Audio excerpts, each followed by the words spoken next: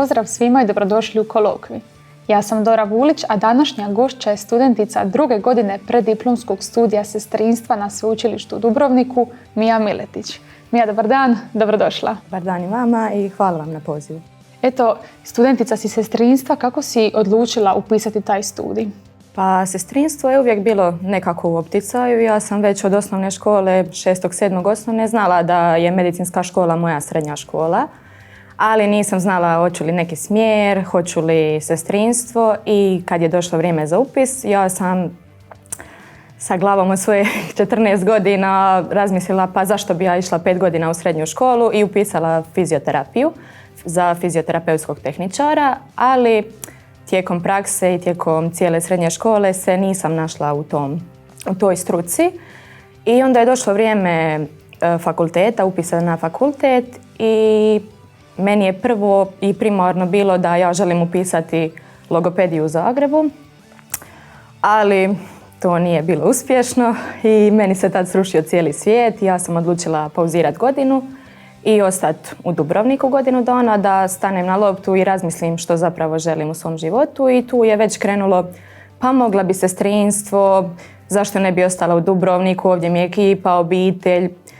Nisam vidjela zašto ne bi ostala kod kuće, tako da sam na 2. godini, kad sam opet provala upisati logopediju, zapravo je logopedija pala u drugi plan i tu sam odlučila ostati ću doma i upisat ću sestrinstvo. To je možda nekad i dokaz da je dobro i pauzirati, tako da ti se malo sve slegne i da znaš bolje šta želiš. I šta je nešto posebno što te privlači u tom poslu, da si znala ok, to ću upisati, to je to?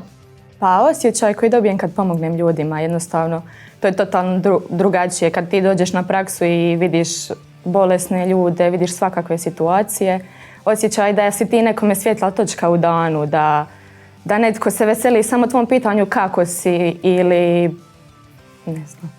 I eto, kad si došla na sveučilište, ti prvi koraci, kakvi su bili dojmovi na sveučilištu? Pa ja sam iskreno bila skeptična. Hoću li ja to moći? Čula sam svakakve priče, pa nećeš ti to moći, malo je gadno, ovako, onako, nagledaš se svega, nečega što drugi ljudi možda nikad u životu neće vidjeti. Ali imam super ekipu, to bi prvo htjela reći. Ne nazivamo se kolegama, nazivamo se prijateljima. Mi smo jedna mala grupa od 16 ljudi na našoj godini. Mogu reći da su oni glavni dio zašto se meni ovaj fakultet sviđa i ovo sveučilište, i da mi ga oni čine boljim, jer smo nekako svi međusobno jako bliski. Više smo ko mali razred i svi zajedno i učimo, i kad padamo svi smo tu jedni drugima potpora i nema tu rivalstva, nema tu natjecanja, više smo svi prijatelji. To je dokaz da je kakvo je okruženje, da je sve lakše raditi. I vratila bi se na to što si rekla da su te strašili, da je gadno, da ovo, ne znam, ćeš se ti složiti s time da je sestrinstvo isto jedan poziv koji ne može svako na kraju dana raditi?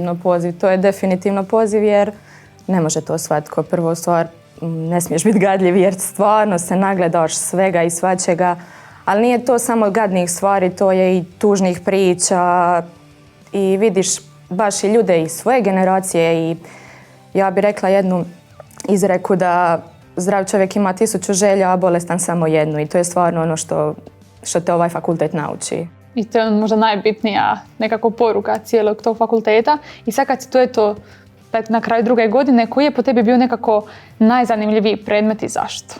A meni su najzanimljiviji predmeti bili ginekologija i možda neka njega majke i novorođenčeta, zato što je to odjel na kojem bi ja danas sutra voljela raditi.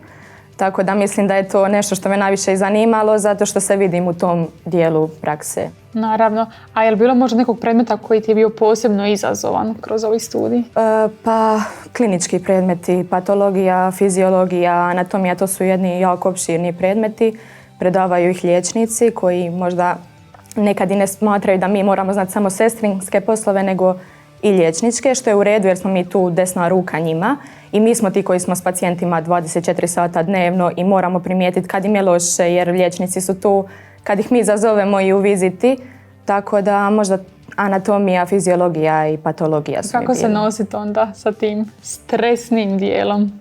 Pa pomiriš se sa činjenicom da to moraš položiti, da sjedneš za knjigu, naučiš tih 500 strana opširnih, ali valja će ti u životu, treba će ti. To nisu predmeti koji su tu bez veze, to su predmeti koji će nama kroz cijeli život i praksu trebati.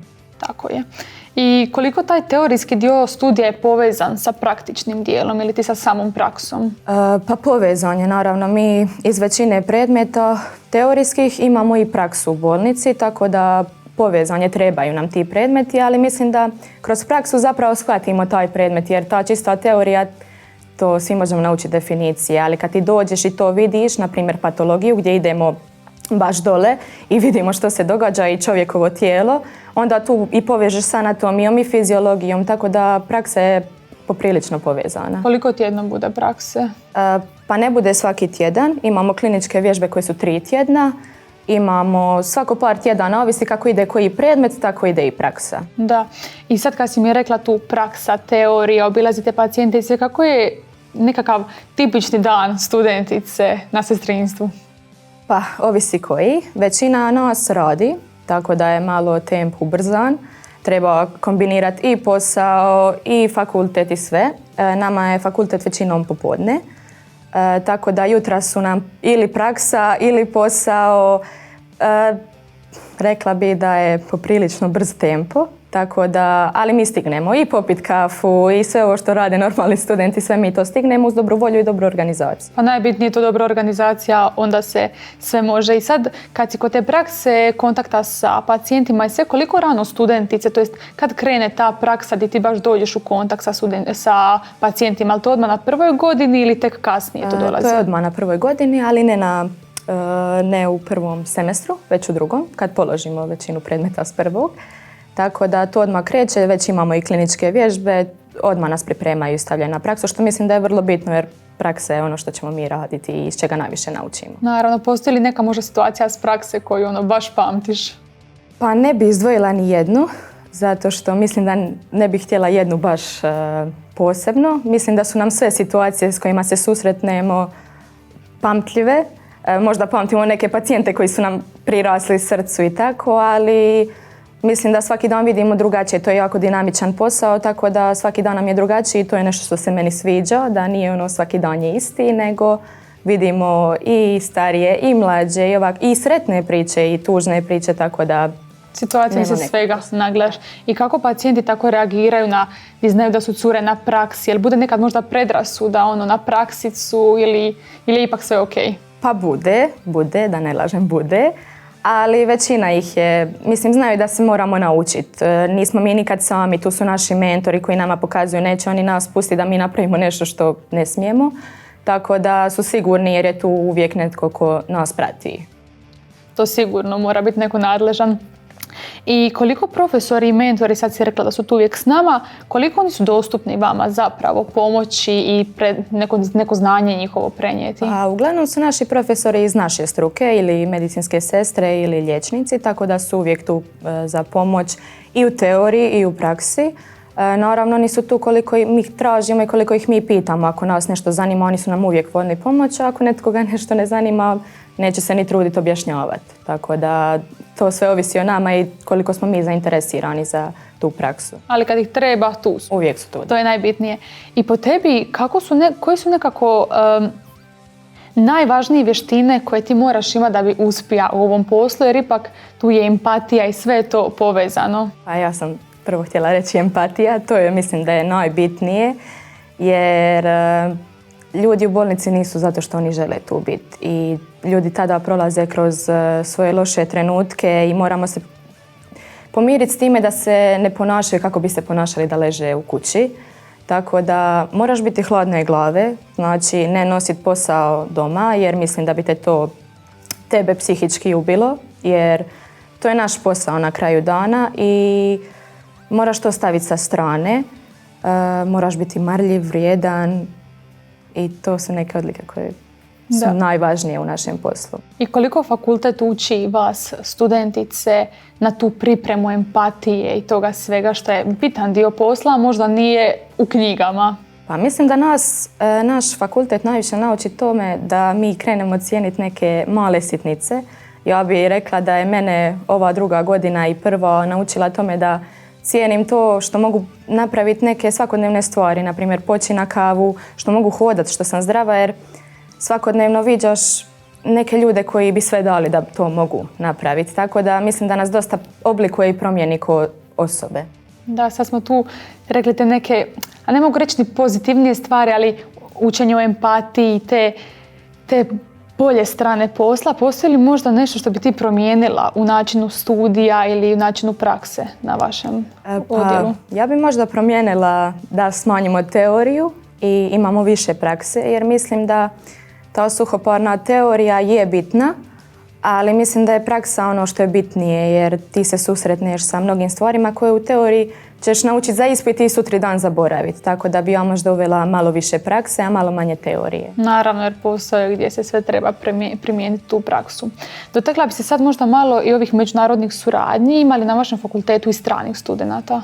Na našoj godini nema i koliko znam na drugim godinama nema. Mi smo mal fakultet i rekla bi da ne znaju baš svi za nas. Često se susretnem sa pitanjem o li sestrinstvo ima u Dubrovniku, tako da nema, ali ne znam zašto ne bi bilo. Mi smo stvarno dobar fakultet i opširan smo fakultet i imamo dobre predavače, tako da mislim da bi bilo lijepo da imamo. Definitivno, si ti planirala možda nekad otići na neku razmjenu ili vidjeti kako to funkcionira u drugim državama? Pa nisam, jer me posao i sve veže za Dubrovnik, tako da smo malo tu zakinuti i ne možemo baš ni puno izostajati i slično. Ali da sam možda na nekom, ili da ne radim ili nešto, možda bi pošla. Mislim da je to lijepo iskustvo. Svakako lijepo iskustvo to. I sad, kakvi su ti neki planovi pri završetku studija? Pa prvi plan mi je završiti preddiplomski studij i odmah po završetku se zaposliti u bolnici. Volila bi raditi na ginekologiji i upisati diplomski odmah i uz to paralelno upisati preddiplomski za primalje. Volila bi da se to možda i otvori u Dubrovniku zato što je usko vezano sa našim fakultetom. Trenutno ga nema, ali mislim da bi bilo lijepo kad bi bilo. Da, koliko znam i potražnja je velika ovdje u gradu za tim fakultetom.